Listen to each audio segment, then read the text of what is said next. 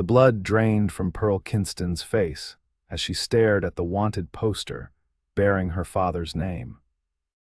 A bounty of $500 was more than enough to tempt every desperate man in the Arizona territory. And now her family's shame was plastered on the wall of Copper Ridge's only general store for all to see.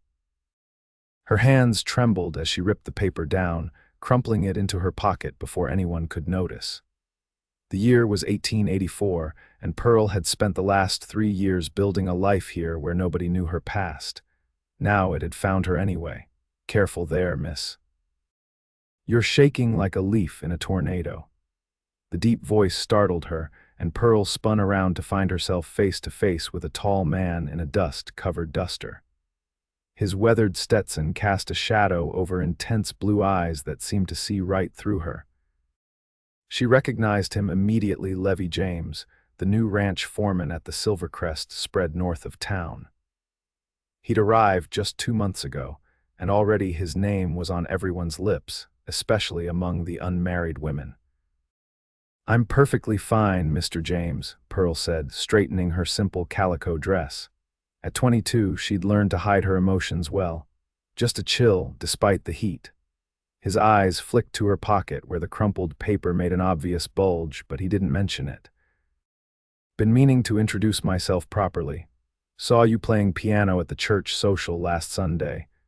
You've got talent." Pearl nodded stiffly, her mind still racing. If her father's crimes caught up with her here, she'd lose everything: her position as the schoolteacher, the respect she'd earned, the life she'd built from nothing. "Miss Kinston," Levi continued, removing his hat. His dark hair was damp with sweat from the June heat. "I don't mean to pry, but sometimes holding on to troubles just makes them heavier. I've got broad shoulders if you need them." "You don't even know me," Pearl said, her voice barely above a whisper. "I'd like to, though." His smile was gentle, with none of the predatory edge she'd learned to fear in men. Sometimes a stranger is the best person to talk to. No history, no judgment. Pearl clutched her market basket tighter. "Thank you for your concern, Mr. James, but my troubles are my own to bear." She stepped around him, her heart pounding. "Good day." As she hurried down the dusty main street toward the small schoolhouse where she both taught and lived in the attached quarters, Pearl felt his eyes following her. She couldn't afford to trust anyone, especially not a man who made her pulse quicken in a way that had nothing to do with fear. Behind her, Levi James watched her go, a frown creasing his tanned face. At 30, he'd seen enough of life to recognize genuine distress. The schoolteacher was running from something, and whatever it was had just caught up with her.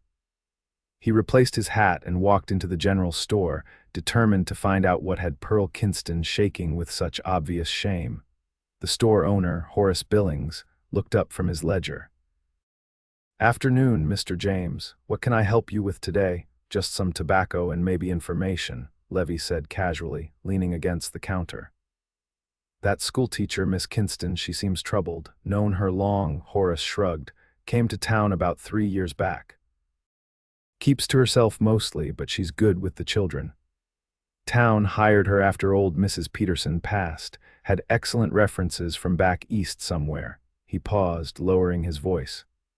"Between us, there was some talk when she first arrived, young woman traveling alone, no family to speak of. But she's proven herself respectable enough." Levi nodded, paying for his tobacco. "Thanks, just concerned is all. Seemed upset about something." Outside, he glanced toward the schoolhouse at the end of the street. Something about Pearl Kinston's frightened eyes had stirred protective instincts he thought he'd buried after the war. Whatever her secret was, Levi had the feeling she wouldn't be able to handle it alone for much longer. Pearl locked the schoolhouse door behind her and sank into her chair, finally allowing the tears she'd been holding back. She pulled the crumpled wanted poster from her pocket and smoothed it on her desk. Harold Kinston, wanted for bank robbery and murder in Texas, last seen heading west. The artist's rendering captured her father's cold eyes perfectly. For 3 years, she'd believed him dead, killed in a shootout as the newspapers had reported. She'd fled their family home in Texas, abandoning her mother's name and taking her father's to hide her connection to the notorious Marion Webb, accomplice to the Kinston gang. Pearl had fashioned a new identity with forged references, and the education her mother had insisted upon before everything fell apart. Now she had, until the next stage arrived with newspapers from back east 3 days, at most before someone in town connected her to the infamous criminal. She had to leave, abandon everything she'd built and start again somewhere else. A soft knock at the schoolhouse door made her jump. Pearl hastily wiped her eyes and shoved the poster into her desk drawer before opening the door a crack. Levi James stood there, hat in hand. "Miss Kinston, I apologize for disturbing you, but I thought you might need this." He held out a small paper-wrapped package. "What is it?" Pearl asked warily. "Lavender tea. My mother swore by it for calming nerves." His expression was earnest. "And perhaps a friendly ear, if you've a mind to use one." Pearl hesitated. Every instinct told her to shut the door, to push away any connection that might lead to more pain when she inevitably had to flee. But something in his steady gaze made her open the door wider. "I suppose a cup of tea wouldn't hurt," she said finally. "Though I have nothing to tell you, Mr. James. Call me Levi, please." He stepped inside but remained respectfully near the door. "And you don't have to tell me anything. Sometimes just having someone else in the room makes troubles seem smaller." Pearl busied herself with the small stove in the corner of her living quarters, trying to ignore how his presence filled the modest space. "Why are you being kind to me? You don't know me." "I know enough," Levi said, settling into the one chair she offered. "I know you teach children with patience I've rarely seen. I know you help old Mrs. Murphy with her shopping every Saturday. I know you play piano like an angel and never join in when the other ladies gossip after church." Pearl's hands stilled on the kettle. "You've been watching me, observing," Levi corrected with a slight smile. "It's a habit from my scouting days. Notice the details, they tell the true story."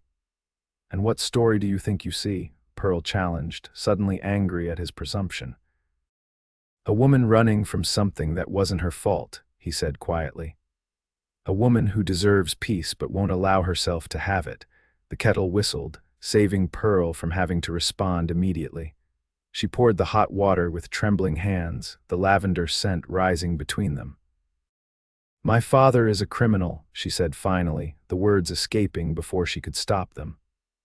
"A murderer. The poster you saw me take, that was him." Levi didn't look surprised. "I figured it was something like that. Family has a way of marking us, whether we want it or not. When people find out, and they will, I'll lose everything. Again." Pearl's voice cracked. "I've been running for 3 years. I'm tired, but I don't know how to stop." Levi set down his cup. "What if you didn't run this time?" Pearl laughed bitterly. "You don't understand. In the last town, when they learned who my father was, they threw rocks through my window. The town before that, they fired me without references. I was nearly assaulted by men who decided the daughter of Harold Kinston must be no better than a—" She broke off, unable to say the word. "Copper Ridge isn't those places," Levi said, "and you have someone on your side this time." "You?" Pearl's eyebrows rose. "Why would you risk your reputation for a stranger?" Levi leaned forward, his elbows on his knees. "Because I know what it's like to be judged for things you didn't do. I rode with Sherman during the war. Some folks still spit when they hear my name in parts of Georgia." His eyes held hers. "Everyone deserves a second chance, Pearl, even the children of sinners." Pearl felt something shift inside her, a tiny spark of hope she hadn't allowed herself to feel in years. "I should leave before the news arrives. It's safer." "Safer, maybe, but you'd just be running again. Sooner or later, you have to stand your ground." Levi stood, placing his hat back on his head. "Think about it. Whatever you decide, I'll help you." After he left, Pearl sat for a long time, the lavender tea growing cold beside her. For the first time in years, she considered the possibility of staying, of fighting for her place instead of abandoning it. It was a dangerous thought, but once it took root, she couldn't quite shake it. The next morning, Pearl arrived at the schoolhouse to find Levi waiting, a small bundle under his arm. "I have a proposition," he said without preamble. "The Silvercrest needs a tutor for the ranch manager's children. The position comes with a cabin on the property, away from town gossip." "If things get difficult here, you'd have somewhere to go." Pearl stared at him. "You arranged this overnight. Mr. Sterling owes me a favor. His grandchildren are bright but wild. They need a firm hand and proper schooling." Levi held out the bundle. "This is just some information about the position. Think about it." "Why are you doing this?" Pearl asked, accepting the package. "Because everyone deserves someone in their corner," Levi replied simply. "And because I haven't been able to get you out of my mind since I first saw you playing that piano." The honesty in his voice made Pearl's cheeks flush. "Mr. James, Levi," he corrected gently. "Levi," she conceded. "I appreciate your help, but I've learned not to depend on others. They tend to disappear when things get difficult. Then I'll just have to prove I'm different." He tipped his hat. "I'll be at the saloon tonight if you want to talk more. Not drinking," he added quickly, seeing her expression. "They serve the best beef stew in the territory on Tuesdays." As he walked away, Pearl found herself watching the confident set of his shoulders, the easy way he moved. For the first time in years, she felt a flutter of something other than fear in her chest. It was dangerous, this feeling. Hope and attraction were luxuries she couldn't afford. And yet. The school day passed in a blur. Pearl tried to focus on her students, but her mind kept returning to Levi's offer and the decision that loomed before her. Stay and fight, or run again. Trust this stranger with the kind eyes, or rely only on herself as she had for 3 years. That evening, against her better judgment, Pearl found herself walking toward the Golden Spur Saloon. She changed into her one good dress, dark blue calico with small white flowers, and pinned her auburn hair more carefully than usual. She told herself it was because she needed to maintain dignity if seen entering a saloon, not because of the man waiting inside. The piano music and raucous laughter spilled out onto the street. Pearl hesitated at the batwing doors, suddenly unsure. She had never entered such an establishment before. "Evening, Miss Kinston," came a familiar voice. Levi stood beside her, having just approached from down the street. "I was beginning to think you wouldn't come." "I shouldn't be here," Pearl said quietly. "It's not proper." "There's a family dining section in the back," Levi assured her. "Mrs. Holloway, the owner's wife, keeps it respectable. No one will think less of you." He offered his arm, and after a moment's hesitation, Pearl took it. The weight of his solid forearm under her fingers was reassuring as he guided her through the crowded room to a quieter area separated by a half wall. True to his word, several families with children were dining there, and Mrs. Holloway herself, a plump woman with a kind face, came to greet them. "Mr. James, how lovely, and you've brought our schoolteacher. This way, please." She led them to a small table in the corner, partially screened by a potted plant. "The stew is particularly good tonight. I'll bring you both some." When they were seated, Pearl finally relaxed slightly. "You seem to know everyone in town already." "I make it my business to," Levi said. "Information keeps you alive in my line of work." "And what exactly is your work, Mr. James, besides ranch foreman?" Pearl's green eyes studied him carefully. Levi's expression grew more serious. "Before I came to Silvercrest, I tracked men for the law, not a bounty hunter," he added quickly. "I worked directly for the territorial marshals, finding those who needed finding." Pearl's blood ran cold. "You're a lawman," Levi corrected. "I hung up that life when I came here." "Too many ghosts following me." He leaned forward. "Pearl, I know who your father is. I connected the name as soon as I saw that poster. Harold Kinston has been wanted for years." Pearl started to rise, but Levi gently caught her wrist. "I'm not here to cause you trouble, quite the opposite." "How can I possibly believe that?" Pearl whispered, though she didn't pull away. "Because if I wanted to expose you, I would have done it already." His blue eyes held hers steadily. "Instead, I'm offering you protection." Mrs. Holloway arrived with 2 bowls of fragrant stew, interrupting the tense moment. When she left, Pearl reluctantly sat back down. "Protection from what?" she asked. From whoever comes looking for your father, Levi said bluntly. Men like Harold Kinston make enemies, dangerous ones. If someone connects you to him, it might not just be social ostracism you have to worry about. The thought had haunted Pearl's nightmares, though she'd never admitted it aloud. What do you get out of helping me? Levi's expression softened. The pleasure of your company, for one thing. When Pearl looked skeptical, he continued more seriously. I've spent 10 years hunting men who hurt others. For once, I'd like to protect someone innocent instead. You don't know that I'm innocent, Pearl said, though her voice wavered. I'm his daughter. And nothing like him, Levi stated with certainty. I've met enough criminals to know the difference. They ate in silence for a few minutes, Pearl's mind racing with possibilities and dangers. Finally, she spoke. If and I'm not saying I will, but if I stayed, what would that mean? Would I live at this ranch, leave my position at the school? That would be up to you, Levi said. The tutoring position is real and it's yours if you want it. But if you'd rather stay at the school, I'd support that too. Either way, I'd be nearby. And when my father's crimes become common knowledge, when the good people of Copper Ridge realize they've let a criminal's daughter teach their children, Levi set down his spoon. Then we face it together. The sins of the father aren't yours to bear, Pearl. You've been carrying this burden alone for too long. For the first time in years, Pearl felt the weight on her shoulders lighten slightly.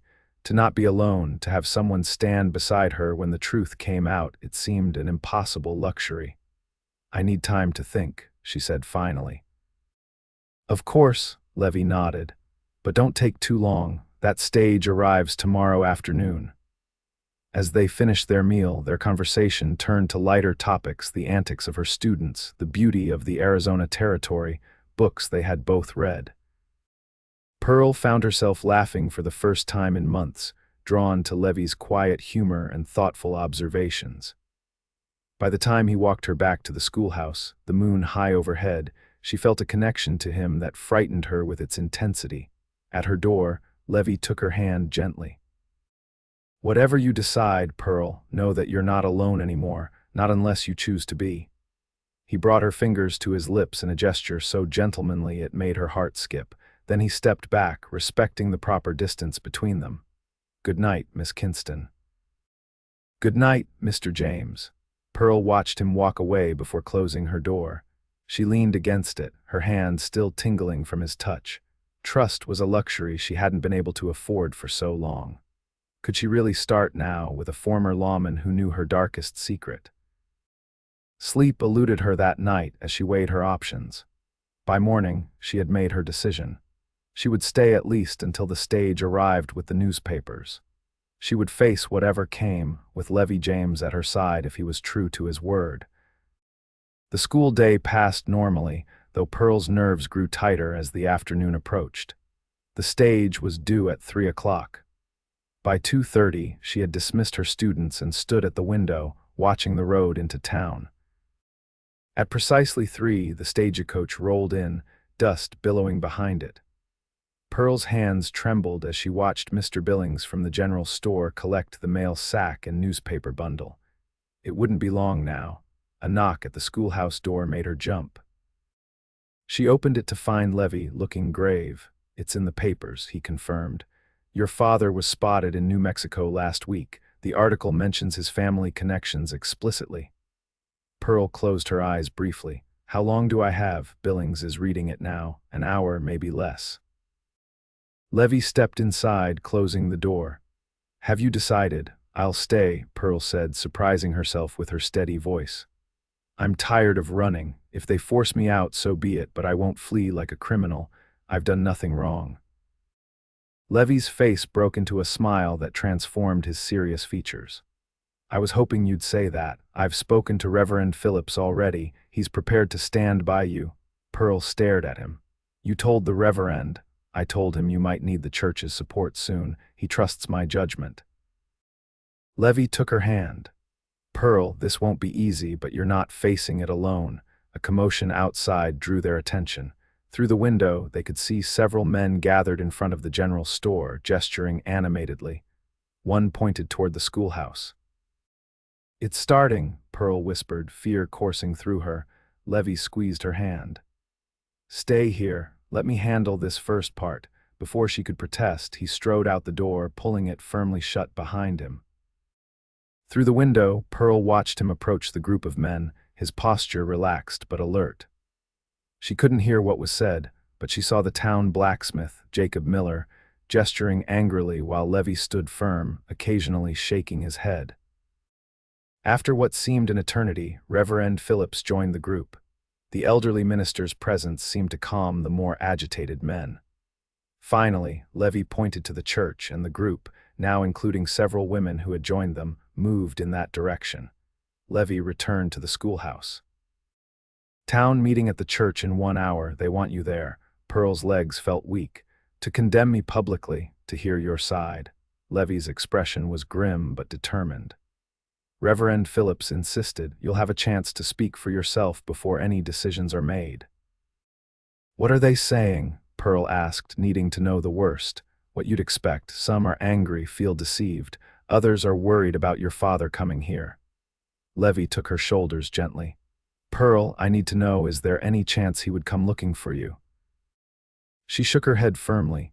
He thinks I'm dead. After he killed that bank teller in Texas, I fled. There was a fire at the boarding house where I first stayed. 2 women died. My name was on the register, but I had already left. The memory still haunted her. The newspapers reported I was among the dead. He has no reason to look for me. Levi's face showed relief. That helps. Now we need to prepare what you'll say to the town. For the next hour, they worked on her statement.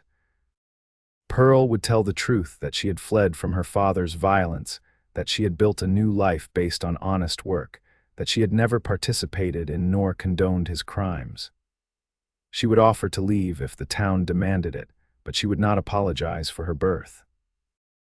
As they walked to the church together, Pearl's legs trembled so badly she feared she might collapse. Levi offered his arm for support, and she took it gratefully. Remember, he said quietly as they approached the white clapboard building, hold on to me, not the past. Whatever happens in there, you're not defined by your father's choices. The church was packed when they entered. Conversation died as Pearl walked down the aisle, her chin high despite her terror. She felt the weight of every stare, saw the mixture of anger, curiosity, and in some faces, compassion. Reverend Phillips stood at the pulpit. Miss Kinston, please come forward. Pearl released Levi's arm and walked alone to stand before her neighbors and friends of 3 years. Her voice shook as she began to speak, but grew stronger with each word. Many of you have learned today that I am the daughter of Harold Kinston, a wanted criminal. This is true. I have never denied my parentage, though I have not advertised it either. She looked around the room, meeting the eyes of parents whose children she had taught.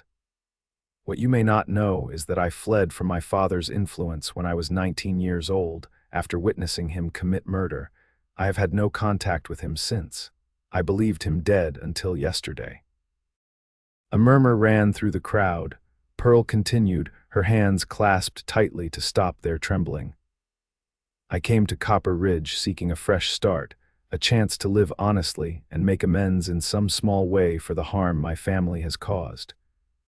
For 3 years I have taught your children, played for your church services, and tried to be a good neighbor. I have never lied about who I am, only about my name, which I kept to hide from those who might use me to find my father. She took a deep breath. If my presence here makes you uncomfortable, if you feel I have betrayed your trust, I will leave. But know that I am not my father. I have never broken the law, never harmed another soul. I ask only that you judge me for my own actions, not for the blood that runs in my veins. Silence fell as Pearl finished speaking. Then Jacob Miller stood up, his blacksmith's frame imposing in the small church. How do we know you're not in contact with him, that you won't bring him and his gang down on our town? His voice was harsh with suspicion. Before Pearl could answer, Levi stood. I can speak to that. Before coming to Silvercrest, I tracked men like Harold Kinston for the territorial marshals. I've studied his case extensively. Miss Kinston was reported dead in a fire 3 years ago. Harold Kinston has been operating in New Mexico and Colorado, never coming near Arizona. If he believed his daughter alive, he would have sought her out, either to silence her as a witness or to use her. He has done neither. Reverend Phillips nodded. Thank you, Mr. James. Does anyone else wish to speak? Mrs. Murphy, the elderly widow Pearl helped each week, rose shakily to her feet.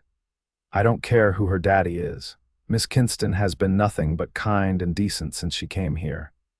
My Tommy couldn't read a lick before she took him in hand. Now he reads me the Bible every night. Her roomy eyes fixed on Pearl. You're welcome in my home anytime, child. One by one, others stood to speak. Some voiced concerns about safety, others defended Pearl's character. The debate grew heated at times, but Reverend Phillips maintained order. Throughout it all, Pearl stood straight, though inside she was shaking with both fear and a growing sense of wonder that so many were willing to defend her. Finally, Mayor Collins stood up. I believe we've heard enough. The council will need to discuss the school position officially, but speaking personally, I see no reason to punish Miss Kinston for her father's crimes. She has served our community well. Relief washed over Pearl so strongly that her knees nearly buckled. As the meeting broke up, people approached her, some to offer support, others to ask questions about her father. Through it all, Levi remained nearby, a steady presence at her back. When the last townsperson had left, Pearl finally allowed herself to sit, exhaustion overtaking her. I can't believe it, she whispered. They're letting me stay. Levi sat beside her in the empty church. You've earned their trust, Pearl. That counts for something, even in times like these. What happens now? She asked, looking at him. Now you live your life, he said simply. Day by day, without looking over your shoulder constantly. Pearl studied his face, the lines at the corners of his eyes, the firmness of his jaw. And you, will you continue to observe me from a distance? A slow smile spread across his features. I was hoping for something a bit closer, if you're amenable. Closer, Pearl's heart quickened. I'd like to court you properly, Miss Kinston. Sunday dinners, chaperoned walks, the works. His blue eyes held a question. Unless you find the idea objectionable. Pearl couldn't help the laugh that escaped her. After everything today, you're worried I might find your courtship objectionable. A man likes to know where he stands, Levi said, his smile widening. You stand beside me, apparently, Pearl said softly. No one's ever done that before. Levi reached for her hand, his calloused fingers gentle against hers. Get used to it. I don't plan on going anywhere. For the first time in years, Pearl allowed herself to believe in a future that held more than just survival. The road ahead wouldn't be easy. Her father was still at large. Prejudices wouldn't disappear overnight, but she was no longer facing it alone. The days that followed brought changes both subtle and profound. The school board voted to retain Pearl as teacher, though two families chose to withdraw their children. Most of the town treated her no differently than before, though Pearl was acutely aware of the whispers that sometimes followed her. Levi was true to his word. Each Sunday after church, he escorted her to dinner at the hotel restaurant. On Wednesday evenings, they sat on the schoolhouse porch, talking for hours as the sun set behind the mountains. Always respectful, always proper, but with an undercurrent of growing affection that Pearl found both thrilling and terrifying. You never talk about your family, she said one evening in late July as they watched lightning play over distant peaks. I've told you everything about mine, yet I know almost nothing about yours. Levi was silent for so long that Pearl thought he might not answer. Finally, he sighed. Not much to tell. Father was a preacher in Illinois. Strict man, believed spare the rod and spoil the child. Mother was gentle, taught me to read and appreciate beauty in small things. Both died of influenza when I was 16. I'm sorry, Pearl said softly. Levi shrugged. It was a long time ago. I joined the Union Army a year later, lied about my age. After the war, I drifted. The marshals gave me purpose when I needed it. And now, Pearl asked, what gives you purpose now? His eyes, silver blue in the twilight, met hers, building something that lasts, something honest. The intensity of his gaze made Pearl's breath catch. In that moment, she knew she was falling in love with Levi James, despite all her promises to guard her heart. August brought scorching heat and an unexpected visitor to Copper Ridge. Pearl was cleaning the schoolhouse one Saturday morning when Sheriff Wilson appeared at her door. "Miss Kinston, there's a man at my office asking for you. Says he's your uncle, Thomas Webb." Pearl froze, the name striking fear into her heart. Her mother's brother had been part of her father's gang years ago before supposedly going straight. Did he say what he wants? Just to see his niece. The sheriff looked uncomfortable. "Thought I should check with you first, given the circumstances." "Thank you, Sheriff." Pearl's mind raced. Is Levi in town today? Saw him at the blacksmith's not 10 minutes ago." "Would you ask him to meet me at your office? I'll be there shortly." When the sheriff left, Pearl sank into a chair, her heart pounding. Uncle Thomas had always frightened her, even as a child. If he was here, it couldn't be for any good purpose. She changed quickly into her best dress, pinned her hair, and walked briskly to the sheriff's office. Levi was waiting outside, concern evident in his expression. "What's happening?" he asked quietly. "My uncle is here. He was part of my father's gang years ago." Pearl kept her voice low. "I haven't seen him since I fled. I don't know what he wants." Levi's face hardened. "You don't have to see him." "Yes, I do." Pearl straightened her shoulders. "If I don't, he might stay in town, ask questions. Better to face him directly." Levi nodded reluctantly. "I'll be right beside you." Inside the sheriff's office, a thin man with graying hair sat handcuffed to a chair. Thomas Webb had aged considerably since Pearl had last seen him, but his sharp eyes were unchanged as they fixed on her. "Well, well, little Pearl, not so little anymore." His gaze shifted to Levi. "Who's your friend?" "This is Mr. James," Pearl said stiffly. "What do you want, Uncle Thomas?" Thomas smiled, revealing a gold tooth. "Can't a man visit his only niece? Everyone thought you died in that fire. Your pa nearly drank himself to death when he heard." "I find that hard to believe," Pearl said coldly. "Why are you really here?" "Your pa sent me." Thomas leaned forward as far as his handcuffs would allow. "He's sick, Pearl. Consumption. Doctors give him 6 months at most. He wants to see you before he goes." Pearl felt Levi stiffen beside her but kept her face impassive. "I'm supposed to believe that, after he killed that man in cold blood. After he beat my mother until she couldn't stand. He never cared about me before. Dying changes a man's perspective." Thomas shrugged. "Believe what you want. He's in a cabin outside Santa Fe. Gave me money to bring you to him." His eyes narrowed.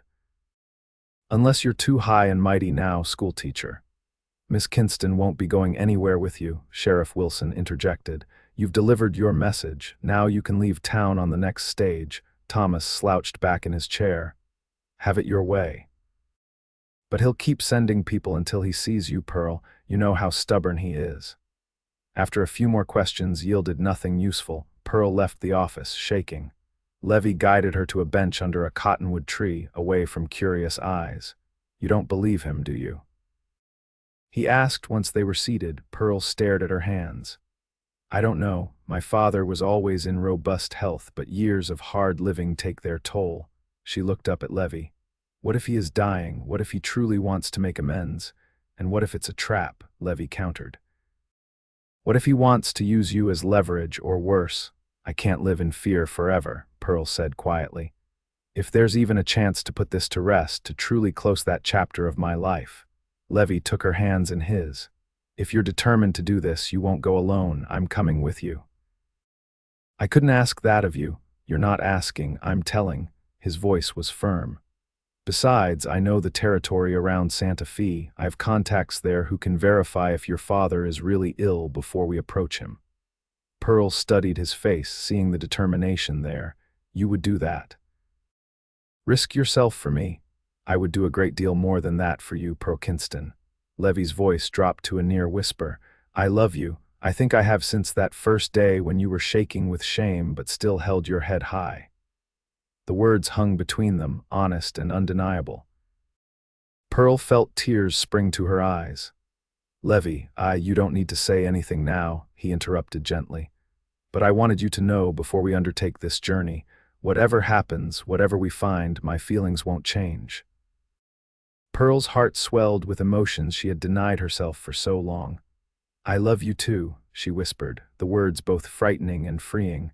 God help me, I've tried not to, but I do. Levi's smile was like sunrise breaking over the mountains. Mindful of their public location, he simply squeezed her hands tighter. Then we'll face this together, and whatever comes after. The journey to Santa Fe took a week of hard travel. Pearl had never been so far west, and despite their serious purpose, she found herself marveling at the rugged beauty of the landscape. They traveled by stage when possible, by rented horses when necessary, staying in respectable establishments with Pearl registered as Levi's sister to protect her reputation. In Santa Fe, Levi contacted a former Marshal colleague who confirmed that Harold Kinston was indeed living in a cabin in the foothills, apparently in poor health. No other gang members had been seen nearby. It could still be a trap, Levi warned as they prepared to make the final leg of their journey. We'll approach cautiously. They rented horses and supplies for the 2-hour ride into the hills. Pearl wore practical riding clothes, split skirt, sturdy boots, and a wide-brimmed hat to shield her face from the sun. Levi rode beside her, a rifle across his saddle and a revolver at his hip, his eyes constantly scanning their surroundings. The cabin came into view just as the sun began its downward arc. Smoke rose from the chimney, and a thin horse was tethered outside. No other mounts or signs of multiple occupants were visible. Wait here, Levi instructed, dismounting at a stand of pine trees 100 yards from the cabin. I'll scout the perimeter first, Pearl nodded, her throat too dry for speech.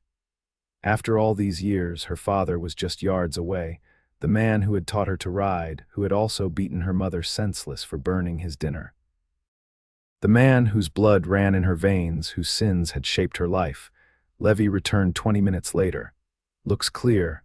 One man inside, moving slowly. No signs of weapons besides a rifle on the wall. If it's a trap, it's an elaborate one.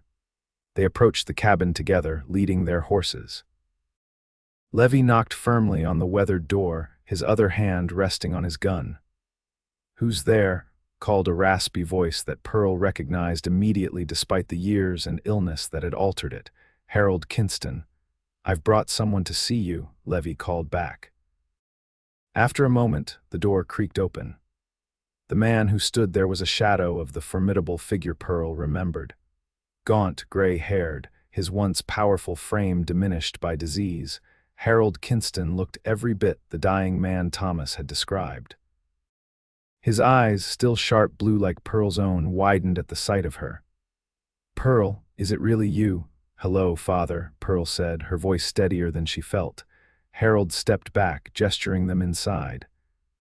The cabin was spare but clean, with a bed in one corner, a table and 2 chairs, and a small cook stove. A Bible lay open on the table, surprising Pearl. "Never thought you'd come," Harold said, coughing into a handkerchief that came away spotted with blood. "After what I did." "Why did you send for me?" Pearl asked directly, remaining standing while Levi positioned himself between her and her father. Harold sank into a chair, his breathing labored. "To make what amends I can before I meet my maker." He looked at Levi. "And you are?" "Someone who cares about Pearl's well-being," Levi answered evenly. A ghost of a smile touched Harold's lips. "Good, she deserves that." He turned back to Pearl. "I don't expect forgiveness, daughter. What I did to your mother, to those people in the banks, there's no forgiving that. But I wanted you to know that I never meant for you to carry my sins." Pearl remained silent, not trusting the sudden emotion that tightened her throat. "When I heard you died in that fire," Harold continued, "something broke in me, made me see clear for the first time in years. What kind of legacy had I left? My only child dead, my wife gone, nothing but blood money to show for my life." He gestured to the Bible. "Found this in a hotel room, started reading, found some peace though no absolution." "You could have turned yourself in," Levi said, "made real amends." Harold nodded, thought about it, "But then I heard rumors you might be alive, Pearl, had to see for myself before I surrender." "Surrender?" Pearl finally found her voice. "What do you mean? I've written out a full confession." Harold pulled a sealed envelope from his shirt pocket. "Every robbery, every murder, names of accomplices still living, locations of some stolen money I never spent." He held it out. "Take it. Do with it what you will, turn me in or let me die here in peace.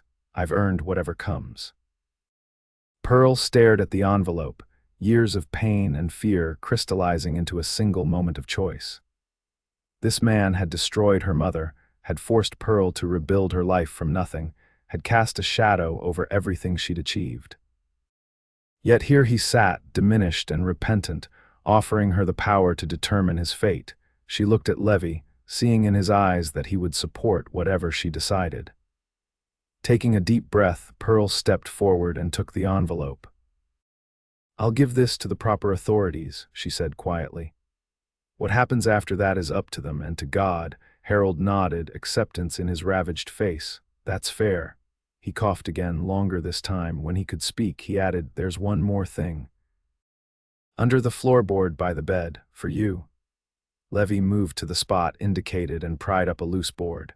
Beneath it was a canvas bag. He checked it carefully before handing it to Pearl. Inside was money more than Pearl had ever seen, and a folded piece of paper.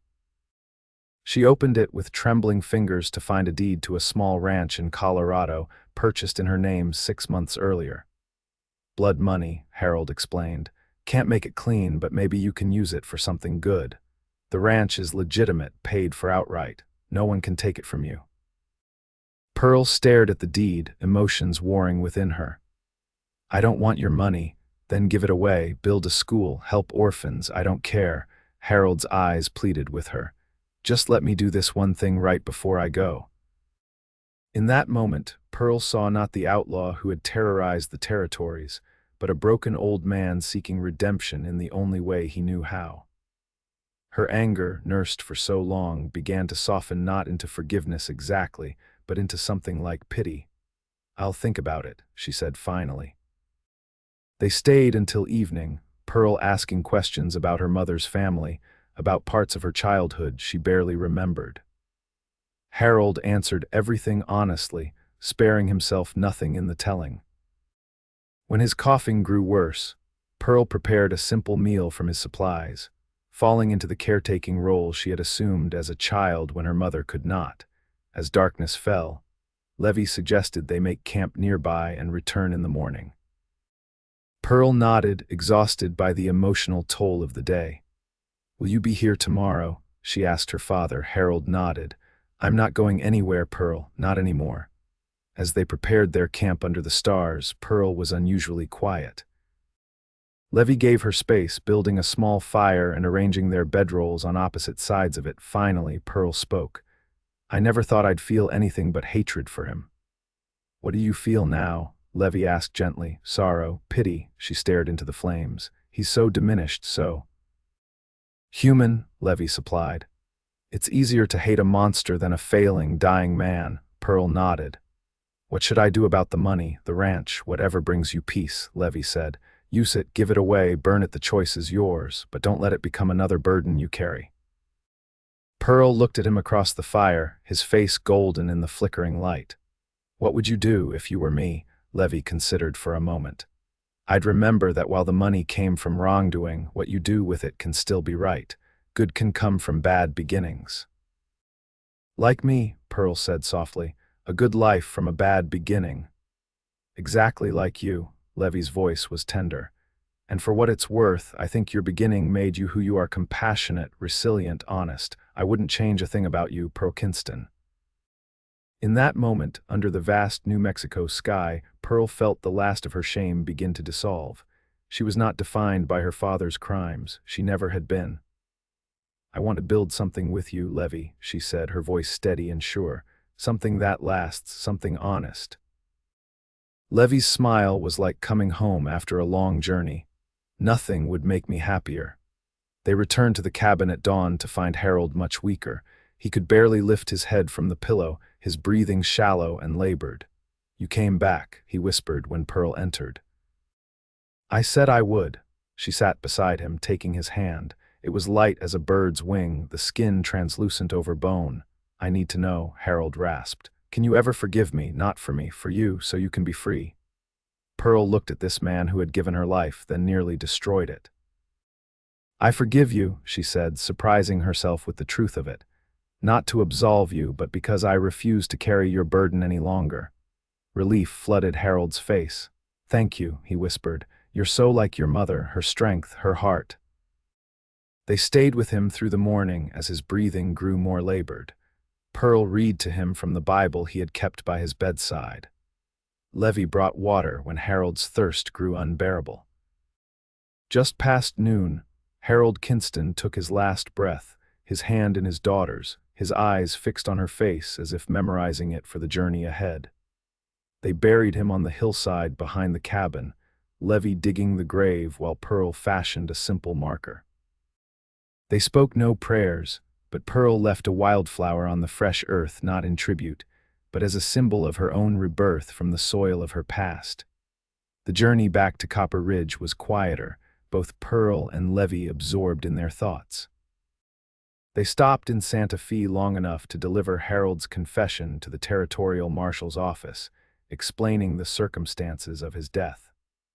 The marshal assured them the matter would be handled discreetly, and the reward money for information leading to Harold Kinston would be processed. "I don't want it," Pearl said firmly. "Donate it to the orphanage in Santa Fe." The marshal nodded, respect in his eyes. "As you wish, Miss Kinston." As for the money Harold had left her, Pearl decided to use half to establish a scholarship fund for children who could not afford schooling, and the other half to secure her own future. The ranch in Colorado she would keep not to live in, but as a reminder that redemption was possible even from the darkest past. They arrived back in Copper Ridge on a crisp September afternoon. News of their journey and its purpose had preceded them, carried by telegraph and stagecoach gossip. To Pearl's surprise, many townspeople met them at the stage stop, not with condemnation but with support.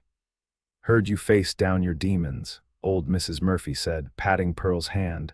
"Brave girl, always knew you had steel in your spine." Mayor Collins approached with a formal letter.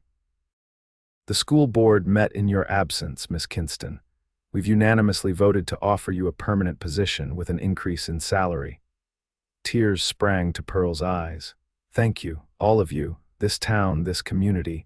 It's become my home in a way I never thought possible." That evening, after the excitement had died down, Levi and Pearl sat on the schoolhouse porch, watching the sunset paint the distant mountains gold and crimson. "What now?" Pearl asked, her hand nestled in his.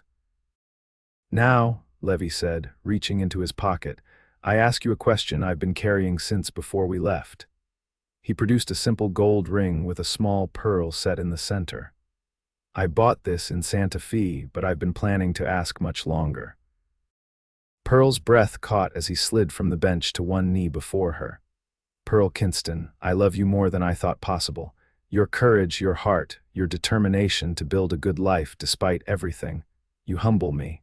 Would you do me the honor of becoming my wife?" Tears blurred Pearl's vision as she nodded. "Yes," she whispered. "Yes, Levi James, I will marry you." He slipped the ring onto her finger, then rose to kiss her, gentle and reverent in the fading light. "No more looking back," he murmured against her lips. "Only forward." "Only forward," Pearl agreed, her heart lighter than it had ever been. They were married on a bright October morning in the white clapboard church, with the entire town in attendance. Pearl wore a simple ivory dress with lace at the collar and wrists, her auburn hair crowned with wildflowers. Levi stood tall and proud in a new black suit, his eyes never leaving her face as she walked toward him. Reverend Phillips spoke of new beginnings, of love that heals and transforms, of two lives joining to create something stronger than either alone. As Pearl and Levi exchanged their vows, the last shadows of shame that had haunted Pearl for so long finally lifted. She was no longer the daughter of an outlaw hiding in fear. She was Pearl James, beloved wife, respected teacher, valued member of her community. After the ceremony, as they greeted well-wishers in the churchyard, Levi leaned close to whisper in her ear. "Happy, Mrs. James." Pearl smiled up at him, her heart full to bursting. "Happier than I ever dreamed possible." "This is just the beginning," Levi promised, squeezing her hand. "The best is yet to come." And in the years that followed, his promise proved true. Pearl continued teaching, eventually becoming headmistress of a proper school building constructed with funds she and Levi donated. Levi partnered with Mr. Sterling to expand the Silvercrest Ranch, introducing modern breeding techniques that made it the most successful operation in the territory. They built a home on the edge of town, with a wide porch facing the mountains and rooms that gradually filled with the laughter of 3 children, 2 boys, and a girl who grew up knowing both their parents' stories, the dark and the light, understanding that a person's worth comes not from their beginnings, but from the choices they make along the way. On their 10th wedding anniversary, as they sat on their porch watching their children play in the yard, Levi took Pearl's hand, his fingers tracing the simple gold band he'd placed there a decade before. "Any regrets?" he asked softly. Pearl looked at their intertwined lives, the home they'd built, the children they'd raised, the community they'd helped to strengthen. She thought of the frightened young woman who had once shaken with shame at a wanted poster, and the journey that had led her here to this moment of perfect contentment. "Not one," she answered truthfully. "Every step, even the painful ones, brought me to you, to this. I wouldn't change a single moment." Levi's smile was as warm as the setting sun. "Nor would I, my love, nor would I." As twilight settled over the land they both loved, Pearl rested her head on her husband's shoulder, grateful beyond words for the day he had told her to hold on to him, not the past, and for the courage she had found to do exactly that.